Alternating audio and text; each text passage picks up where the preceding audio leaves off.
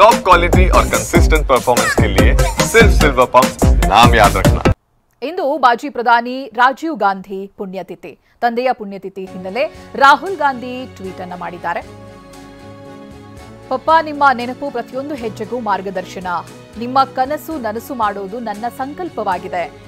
ಆ ಕನಸುಗಳನ್ನ ನಾನು ಈಡೇರಿಸಿಯೇ ತೀರುತ್ತೇನೆ ಅಂತ ಟ್ವೀಟ್ ಮೂಲಕವಾಗಿ ತಂದೆಯನ್ನ ನೆನಪಿಸಿಕೊಂಡಿದ್ದಾರೆ ರಾಹುಲ್ ಗಾಂಧಿ.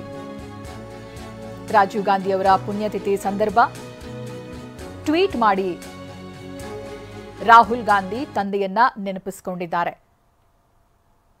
ಅಪ್ಪ, ನಿಮ್ಮ ನೆನಪು ಪ್ರತಿಯೊಂದು ಹೆಜ್ಜೆಗೂ ಕೂಡ ಮಾರ್ಗದರ್ಶನವಾಗಿರುತ್ತೆ. ನಿಮ್ಮ ಕನಸನ್ನ ನನಸು ಮಾಡೋದು ನನ್ನ ಸಂಕಲ್ಪ ಆಗಿದೆ.